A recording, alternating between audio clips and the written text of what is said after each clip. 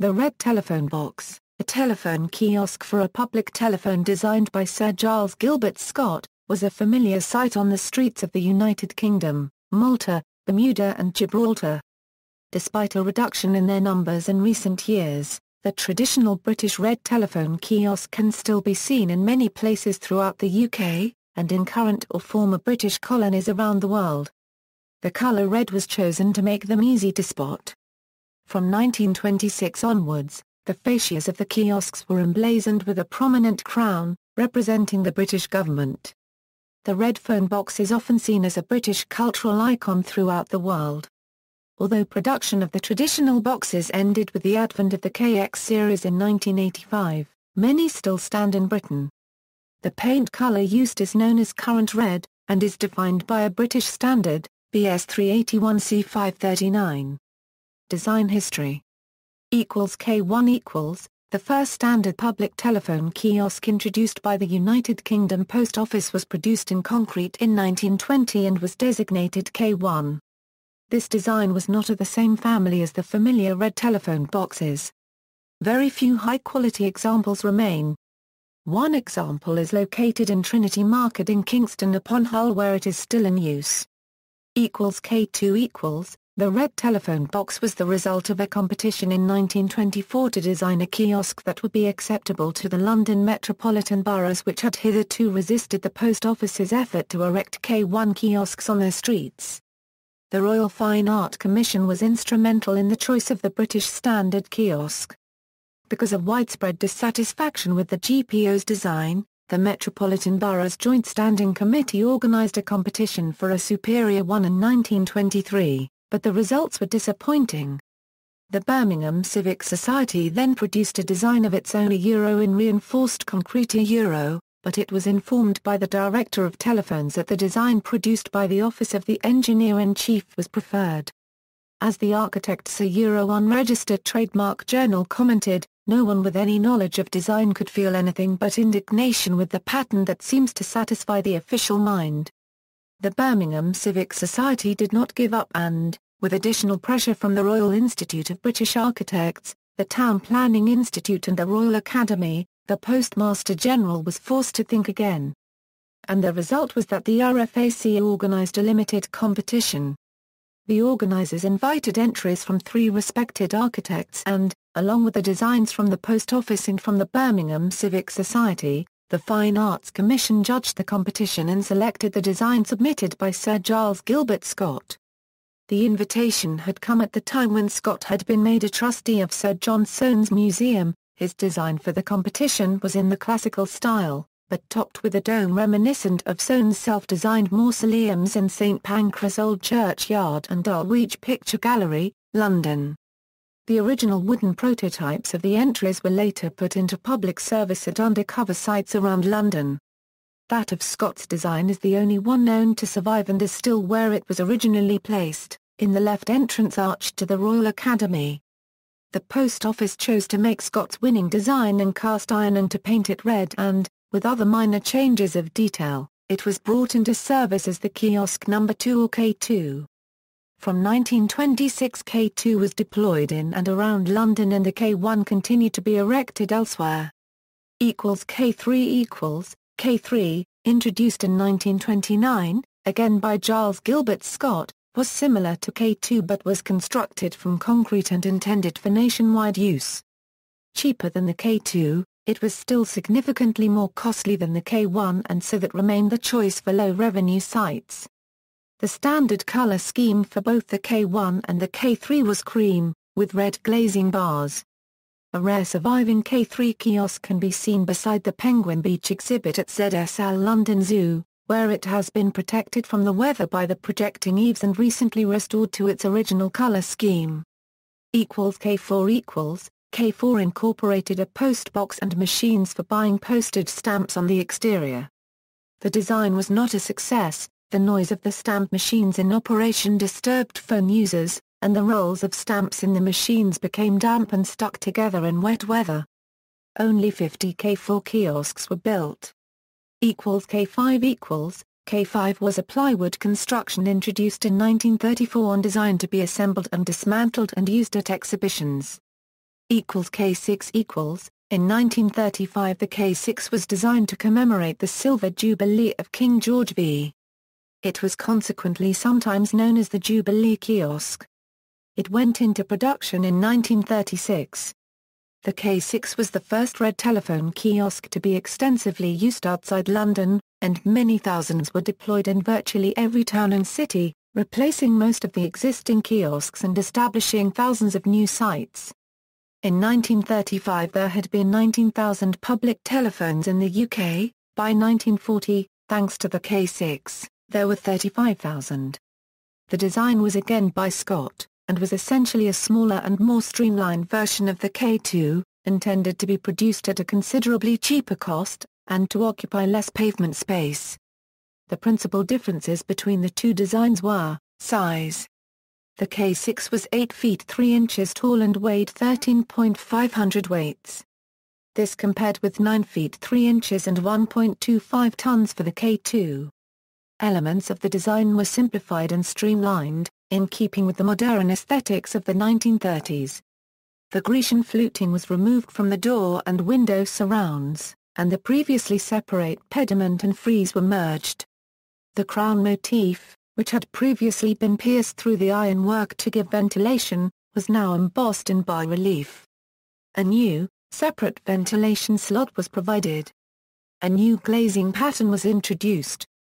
The door and two glazed sides of the K2 each had 18 equal-sized panes of glass arranged in 6 rows of 3. In the K6 the number of rows was increased to 8, and the central column of panes was made considerably wider than those to either side. This improved visibility, and gave a more horizontal appearance to the windows, again in keeping with modern principles. The K6 has since become a British icon, but it was not universally loved at the start. The red colour caused particular local difficulties and there were many requests for less visible colours. The post office was forced into allowing a less strident grey with red glazing bars scheme for areas of natural and architectural beauty. Ironically, some of these areas that have preserved their telephone boxes have now painted them red. Kiosk installation. The early years with continued demand for K6 kiosks, citing them was more widespread than ever before.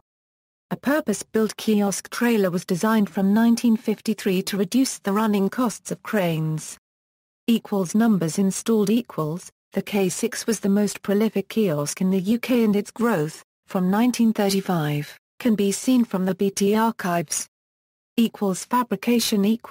Phone boxes K2 to K6 were produced at the Lion Foundry in Kirkintilloch until 1984. The K6 was also produced at the Carron Iron Works near Falkirk in the 1960s.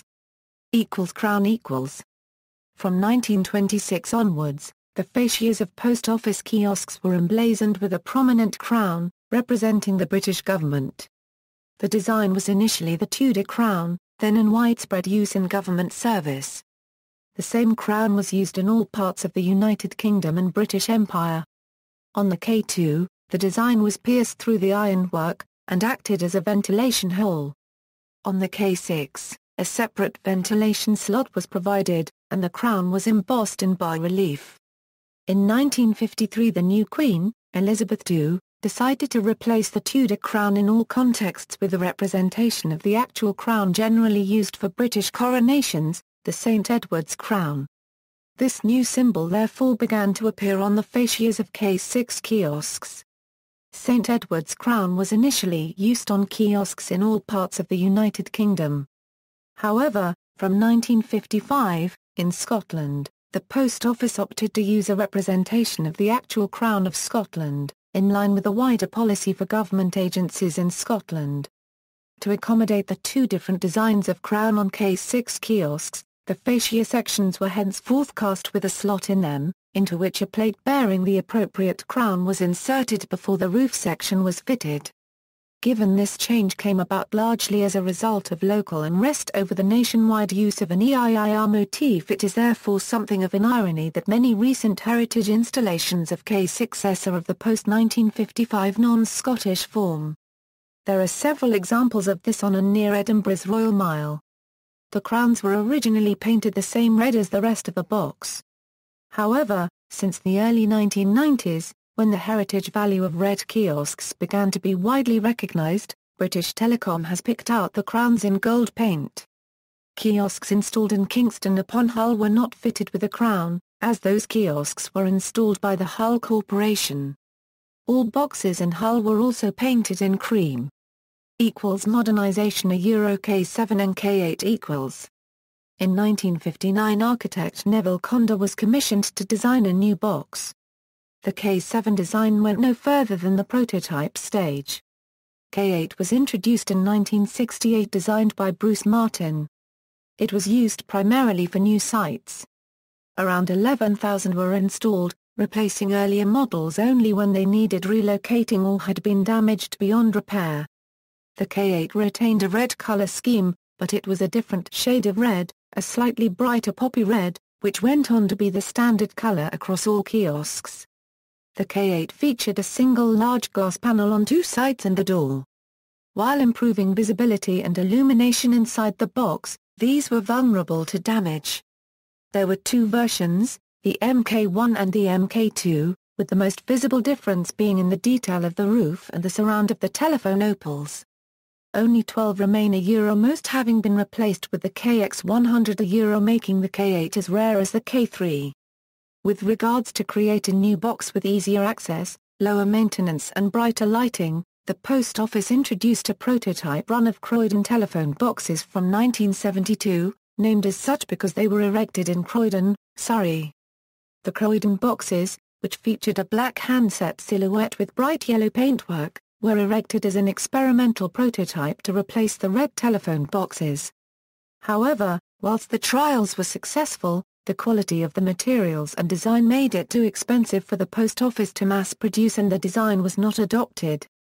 In either the late 1970s or late 1980s, a new, smaller hooded booth was introduced known as Booth 7A. These yellow booths were introduced into areas where previous red telephone boxes had been vandalized or even pulled out the ground. They became known as Oakham boxes, a reference to the similarity in shape with an Oakham tin. Privatization and the KX series equals. In 1980, in preparation for privatization, Post Office Telephones was rebranded as British Telecom.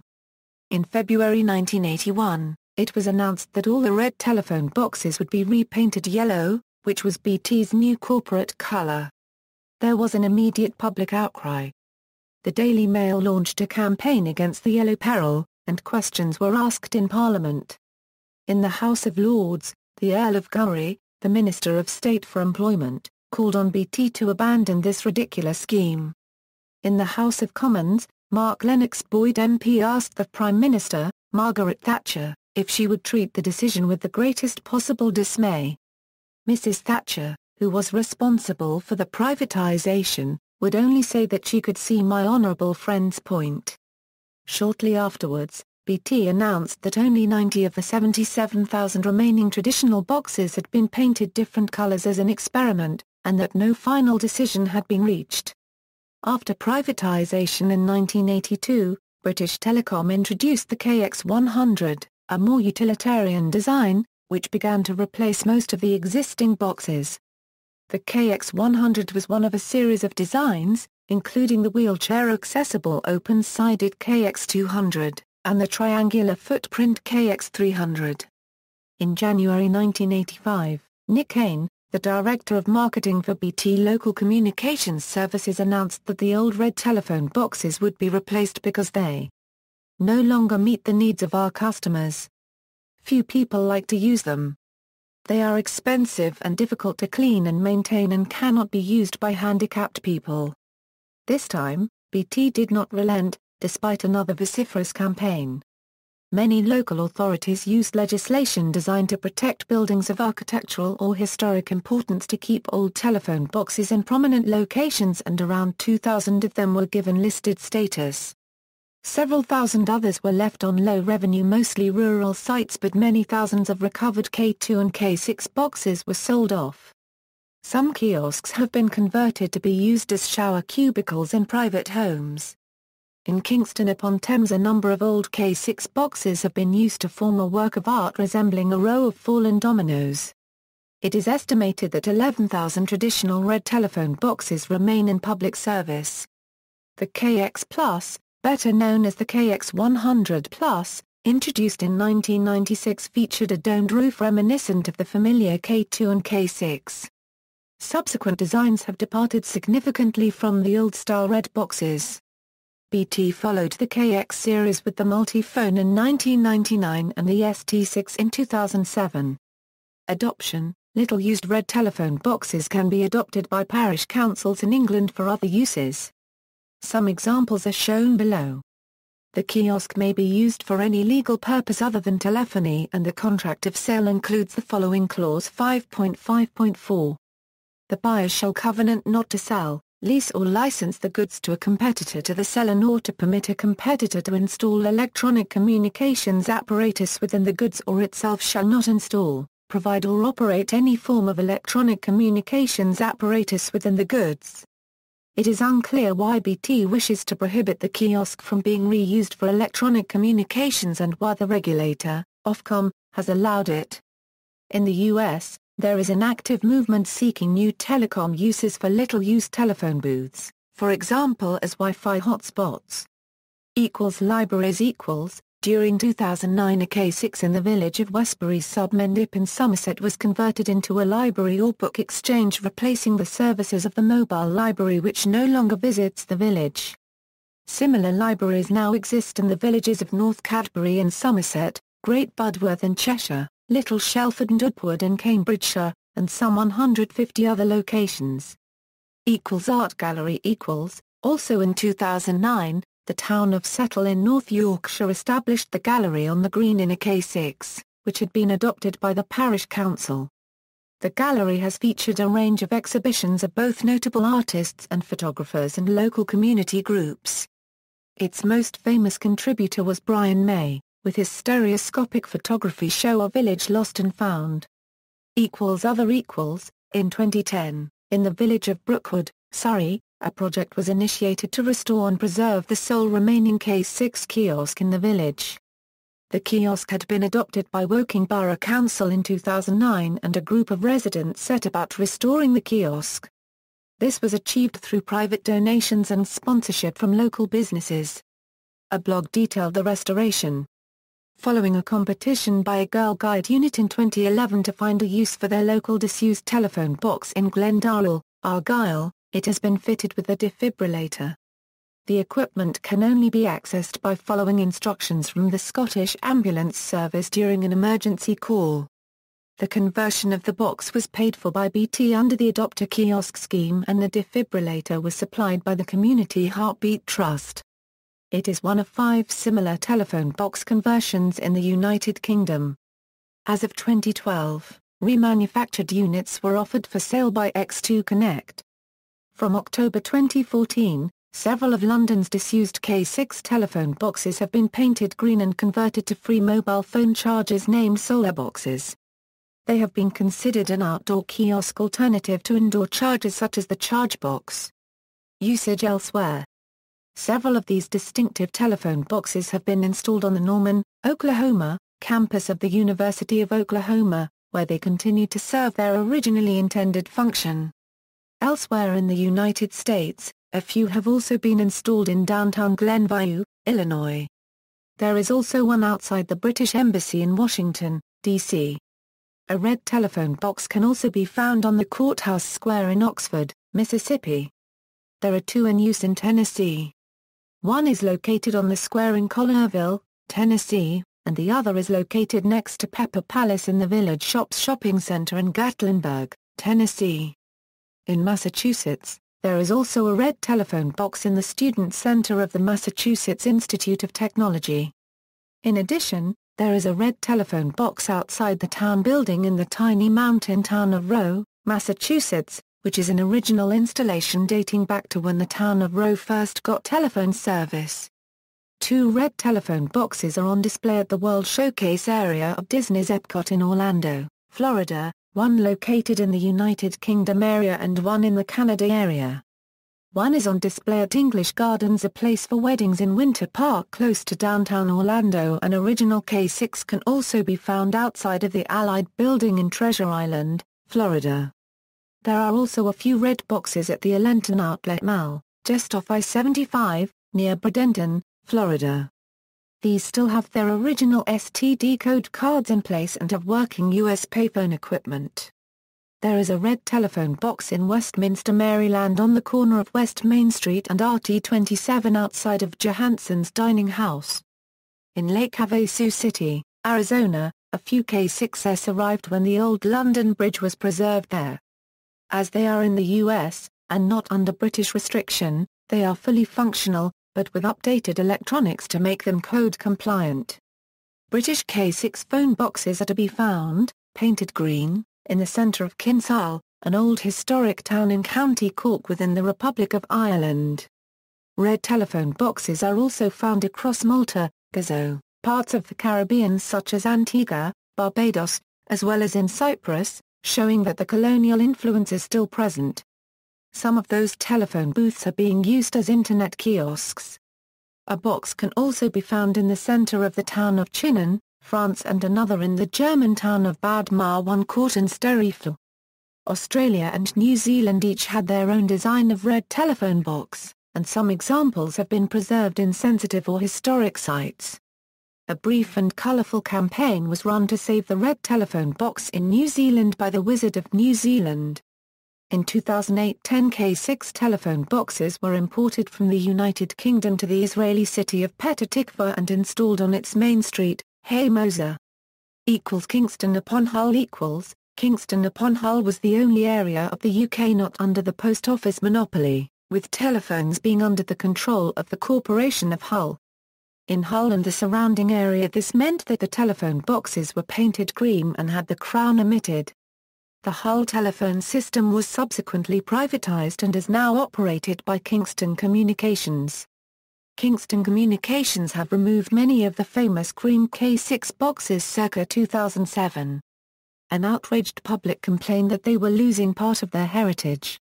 KC have retained approximately 125 K6s in use today.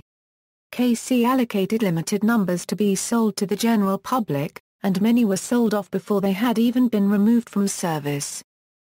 Crown dependencies The telephone services of the Crown dependencies were split at various times from the GPO. Guernsey Telecoms painted its kiosks yellow with white window frames. They were repainted in blue when the company was sold to Cable and Wireless in 2002. Jersey Telecom used locally made kiosks, painted in cream and yellow. Gibraltar, Gib Telecom operate red kiosks of various vintages. Isle of Man, Manx Telecom has left its kiosks in the red colour used by its predecessors British Telecom and the GPO. A green telephone box exists in Creignish, as was the practice in many rural areas of Britain. Portugal outside of the former British Empire, red phone boxes can be seen in Portugal. For example, they are a common sight in the city of Porto. Using contemporary art. Out of order . Scottish sculptor David Mack created the permanent public work Out of Order in 1989 in Kingston upon Thames, London. It takes the form of a row of 12 K6 telephone boxes, the first one upright, the others gradually falling over like dominoes. It was originally intended that the first upright box was to contain a working telephone. BT Art Boxes . In 2012, BT helped celebrate the 25th anniversary of the free phone charity Childline by commissioning 80 artists to design and decorate full-sized K6 replicas. These were displayed in public spaces across London and then auctioned by Sotheby's as BT Art Boxes. Artists included Peter Blake, Willie Christie, David Mack, Dennis Marcy, Zaha Hadid and Ian Ritchie. Replica telephone boxes. Lightweight replica K6 telephone kiosks are manufactured as flat packs by commercial vendors and are shipped around the world for installation in such places as bars, restaurants and offices.